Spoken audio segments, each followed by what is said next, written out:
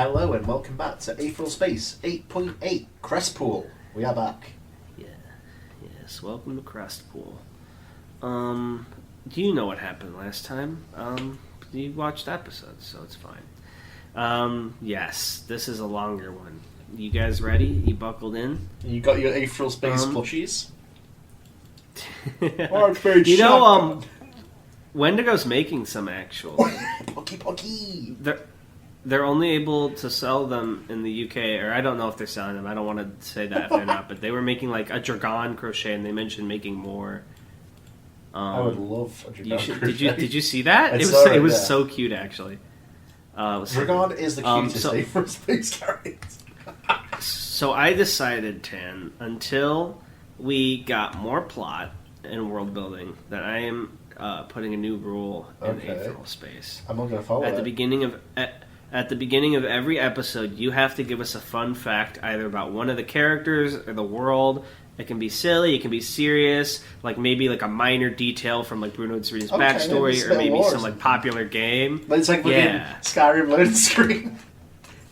Yeah, so give us some lore. What's the lore for this episode? Around 10 years ago, there was a minor crisis when explorers unearthed an ancient gene tyrant laboratory, and a group of engineered arboreal organisms rushed out and spread across part of the galaxy. They had to be fought back, and they are now extinct, save for one. Really? Yeah. And what's that one? I can't tell you anymore. Oh, that was a way deeper lore fact than I expected. I was thinking of like small things that made the like characters and world come alive, but we got like plot there. Very interesting. So that was this week's Aether Fun Fact, kids. Now you have incentive to watch these videos. Fuck you. I'm gonna have to come up with these now. Okay. Yeah, you better start writing them down each week. Kid, Fix asked, "You okay?" Dragon blinked, shaking his head as he tried to clear the cobwebs from his mind. They wouldn't go easily. See, I'm never worried about doing Fix's voice right, because it always hurts when I do it. So that's how I know I'm doing Just do it like this, move skin. It took him a few seconds to remember where he was and what he was doing. He was sitting in a chair in Asmodeus Fix's office, watching the footage of an interrogation on a monitor bolted to the wall. The image was a little fuzzy, but Dragon could still make out the features of the businessman being questioned well enough. No sound came from the monitor. Mr. Fix didn't like leaking information, but the face was all Dragon needed for this exercise. Eyes fixed on the businessman's sweating forehead, Dragon raised the juice box he'd been given to his mouth and sucked greedily through the straw. Sweet strawberry tickled his taste buds. Luxury items like this weren't easy to get around here. Fix knew all the best ways to bribe a 10-year-old. "Kid," Fix asked, "you okay?" Dragon silently nodded, before reaching out and pointing at the monitor. "Pause," he said simply. That's my little kid Dragon voice. The video, the businessman's mouth frozen between one syllable and the next. "What's he being asked here, Mr. Fix?" No, that's too British. What's he being asked here, Mr. Fix? The implication that he used to be British. Yeah, he got the British beat out of him. Fix sat behind his bulky wooden desk, put down the script he'd used to pause the video. "You know I can't tell you that, kid. It's secret stuff." "Why?" Usually, Dragon could get a good idea of what the grown-ups in the video were talking about anyway by reading their lips, but he didn't mention that. "Whatever he's being asked about there," Dragon said before taking another sip, "he's lying." That's right, this hasn't really been brought up much, but like Dragon's thing was he could always tell a lie. Even in the proto-Aetheral Space version, that was like his ability, back when he was Dragon Helgen. Fix's eyes flicked to the face on the screen, and his brow furrowed dangerously. Dragon heard him squeeze his gray hands into fists. "He was lying about that, huh?" Fix growled, teeth grinding together. "You're sure?" Dragon nodded. "He feels a little bad about it, though, if that makes it any better." "He'll feel worse about it next time I see him," Fix replied, voice low. It was clear there was violence in the future. Dragon just shrugged. His strawberry ambrosia ran out. This dude is really amping up strawberry juice. And he tossed the spent carton into the nearby wastebasket. "More, please." Fix tossed Dragon another carton without looking, and Dragon caught it just as easily. These were well-rehearsed movements. Piercing the carton with the plastic straw, Dragon turned back to the monitor. "You can keep going," he said, raising the straw to his lips. Fix shook his head. "No point. That's all I needed to know, kid. Go on home." Dragon frowned. I still get paid, though, right? You still get paid. With a shrug, Dragon hopped off the chair. Even then, he was on that grind. Yeah. he's outside, he's reinvesting in stocks. It's like, I got murder on my mind, playing in the background. Dragon hopped off the chair, taking the juice carton with him as he walked towards the door. He turned the handle and stepped out into the hallway beyond. Bye! He called back behind him. So this was presumably before he was adopted, yes? Yes. Anne, walking alongside him, cocked her head curiously. Who's the grey man, dead boy? Who's that now? You mean... is this still Kid Dragon? Yeah. I'm kind of like... You mean Fix? Dragon said, drinking his juice. He's kind of in charge around here, I guess. He's a criminal, but he's pretty cool. What's a criminal, dead boy? Dragon snorted, not quite realizing he didn't know where he was. Someone who breaks the law, duh. What's the law? Those are the rules you have to follow in society, I guess? Don't steal, don't kill people. Obvious stuff, you know? You're a criminal too, then, dead boy? Dragon frowned. How am I a criminal? Oh. He was on the planet Talden, standing over his kill. Standing over Deer, the security chief. Did he kill Deer? Yeah. The hefty man was sprawled on the ground, smoke slowly rising up from a hole in his chest, his faded eyes blankly looking up at the ceiling. He didn't get much more dead than this. But still, as he had back then, Dragon didn't feel much in terms of guilt. If he hadn't killed this man, he would have been killed instead. There was no point feeling bad about things that were necessary. Anne pointed down at the body. This is a guild person, she said helpfully. So criminal? This is different, he murmured, surprised for a second at how different his voice sounded. But of course it was different. It had broken, after all. This is self-defense. If you kill someone that was going to kill you, that's not a crime. Crime? Anne cocked her head. Crime is what criminals do, Dragon quietly explained, even as he couldn't quite remember why. When you break the law, that's called a crime. Where are we? What do you mean, dead boy? Anne asked. We're here. Oh. The streets of Crestpool were murky as ever as the two children made their way through the crowds. Dragon kept his juice box clutched between his hands, wary that someone might take it from him, but Anne just skipped along, eyes scanning the landscape playfully. Crestpool was a gas giant, its population residing on the massive cigar-shaped stations that floated through the atmosphere, siphoning up gases for use in plasma distillation. When the stations had originally been set up, around 50 years or so now, they'd been sealed units isolated from the toxic gases outside. But over time, faults had arisen that the companies had decided weren't worth the money it would take to fix them. These days, a room on Crestpool that wasn't at least a little poisonous was considered a luxury. Dragon wore his disposable rebreather as he made his way through the streets, while Anne went barefaced. As they passed the street corner, a homeless man with a cobbled-together gas mask glared up at Dragon, his eyes bulbous and yellowed with pus. Where are we going, dead boy? Anne asked, hands clasped behind her back as she spun on the spot. Where are we going? What a stupid question. We're going... Oh, home. And there they were. Oh, God, this is an important voice. I feel like I have to... You're late, mumbled his mother from the kitchen table. What were you doing? Dragon's house was fairly cramped, like most places on Crestpool, but they had the good luck of a separate room for food preparation. Well, hypothetically, it could be used for food preparation. More often, it was a place for Dragon's mother to slump over and take her bubble-spent cartridges of it... You missed a full stop. And take her bubble. And take her bubble. Spent cartridges of it littered the surface of the table, some spilling onto the floor. He held up a wad of stater notes. When had he gotten those? Hadn't Fix paid him digitally that time? Was this a different day? The words he spoke held none of the confusion he felt.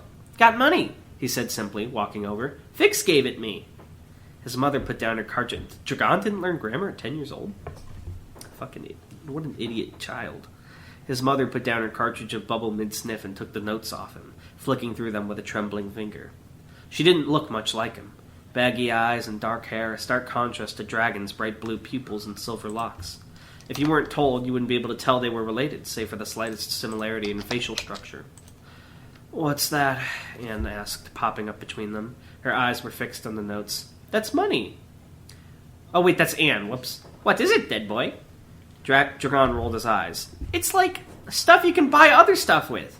If you have enough money, you can get food. That sort of thing. Sounds dumb, dead boy. Just eat food. Fivehead. Oh, whatever. Anne, communist icon? Dragon shrugged, turning to his mother. She'd been silent for quite a while. He couldn't quite put his finger on it, but something strange seemed to be going on. It was like time was inconsistent, halting and stretching, like a buggy recording. It was only when he turned to look at her that Dragon's mother finished counting the paltry bills. "You could stand and work harder," she mumbled, stuffing the money into her pocket. It's not easy to feed two mouths, you know." "Okay." Dragon had accepted a long time ago that his mother didn't particularly like. Oh, this hits. He'd been the product of a one-night stand with a passing spacer, and she took care of him more out of a sense of obligation than any affection. What's a spacer again? It's like someone who works and lives in space. This is just like a freelancer. Even that had its limits, and she spent most of Fix's loans in the money Dragon brought in on Bubble. But still, she was the only other person Dragon had. He had no choice but to love her. "What's love?" Anne asked, her chin resting on the kitchen table. "Oh no!" "Oh, it's like..." Dragon started speaking, only to realize he had no idea what to say. "I don't know, but you know it when it's there, and you can feel it when it isn't." "Makes no sense, dead boy." Oh. He was somewhere else again, entirely different. His body was colossal, gargantuan beyond his wildest perceptions, his limbs and organs winding unrestrained through the planet itself. He couldn't move. The mantle ruthlessly restrained him, like bones hardening beyond use. Claustrophobia beyond words began to settle over him. "What's happening?" he asked, panicked, his voice sufficient to shake the stars. "What is this?" Anne was with him. He didn't know where she was. He couldn't see her, but he could feel her presence. "It's thinkings, dead boy," she said, her voice omnipresent. "Thinkings from before, like. You showed me yours, I showed you mine. Bubble and fuck." "These are your Wait, bubble and fuck?" That's such a little fucking funny thing she says. It's a meme. Oh. Oh, yeah. "These are your memories?" It's just a meme, dead boy. "Look, Bane's about to start." She was right. An excruciating agony began to spread throughout his body, like 1,000 knives slicing away chunks of his body. He could see it, too, over the surface of his body. A lot of body. Yeah. Tiny humans mining away at his flesh and bones, taking chunks away in their minuscule starships. "Oh no, it's alive and can feel pain! No, Panacea-kun!" You really did give Fungus a tragic backstory. As the pieces of him grew further away, the strings of consciousness that connected them to him grew taut and tight, and eventually snapped. Okay, so it's basically Panacea's one giant mycelium. Yeah. And when you chop it away, it loses like connection to the mother brain. It becomes like, it loses like the consciousness. If it gets further away. But wait, there's only some in Dragon right now, right? So did he get the mother brain piece? Who knows? There was an almost irresistible urge to reach out, to swipe his hands over the surface of his body and wipe the humans away. Many times he almost surrendered to that instinct of annihilation, but he restrained himself. These were the first things he had seen that were not himself, after all. He had no choice but to love them. Oh.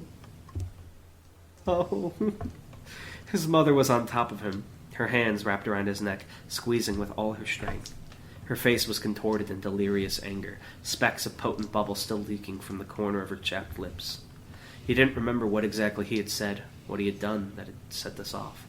Perhaps he just looked at her in the wrong way, at the wrong moment, and the weight of loans and failure had collapsed as a result.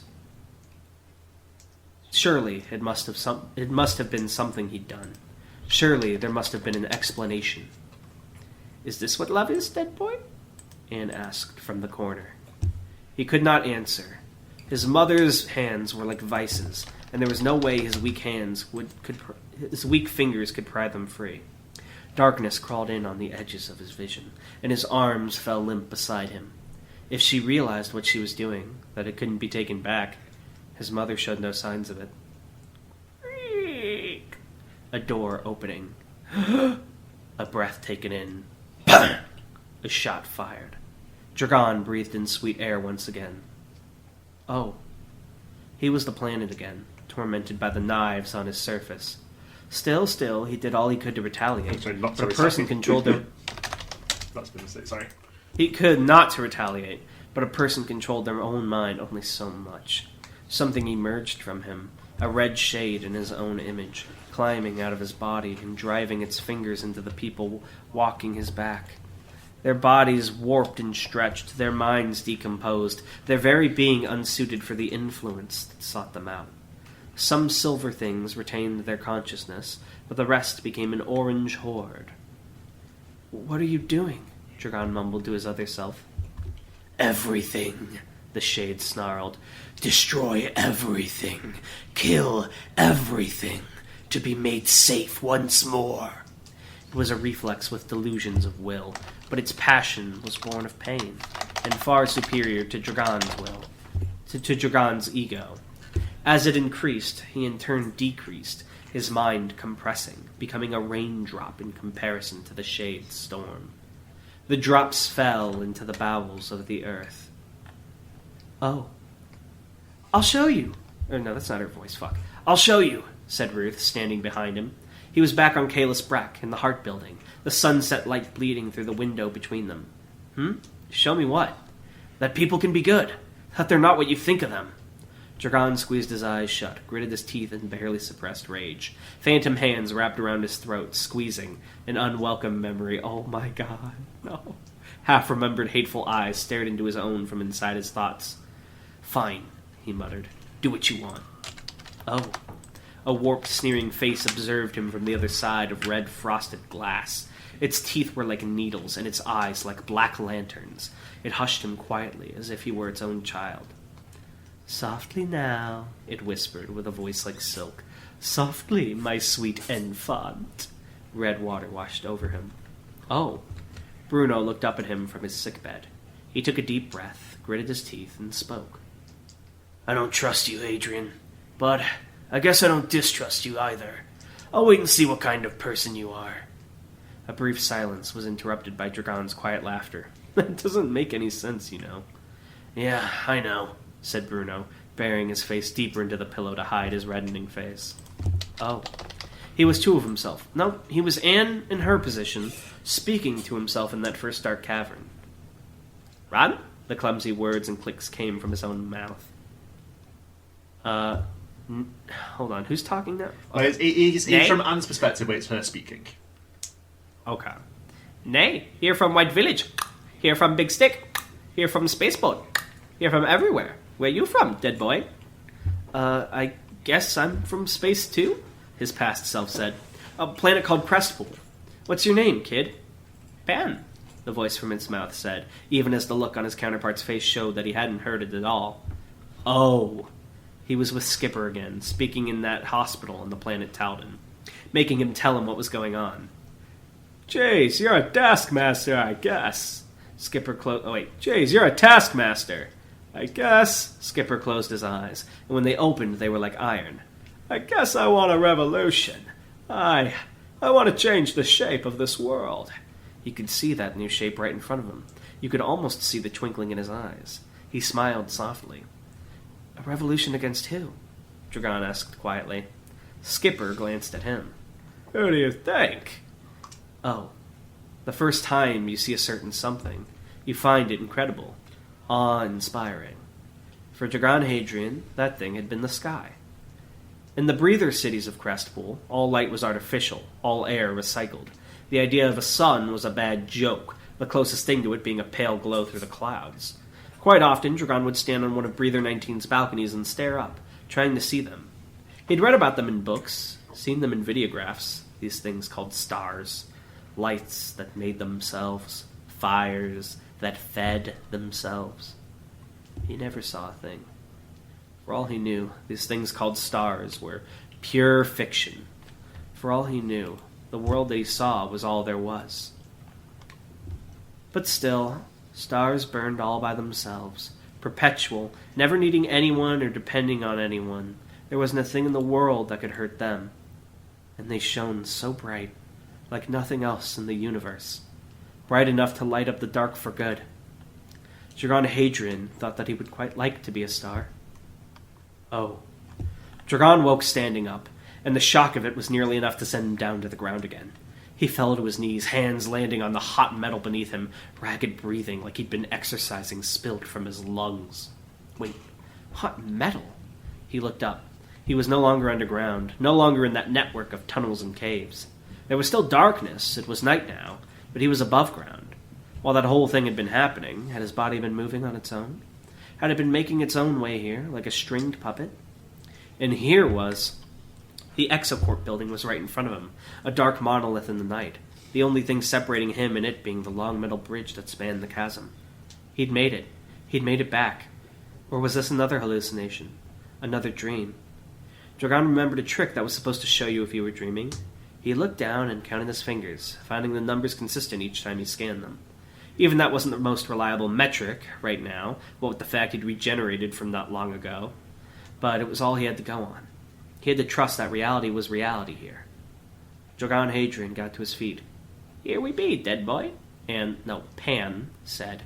She was standing beside him, arms swinging idly at her sides. Her face, eyes still covered by her orange hair, was angled up towards the Exocorp building. "This be where they make knives." He wasn't quite sure what to say after what he'd just experienced. "You're Panacea?" he finally asked, seeking clarification. "You're all of it?"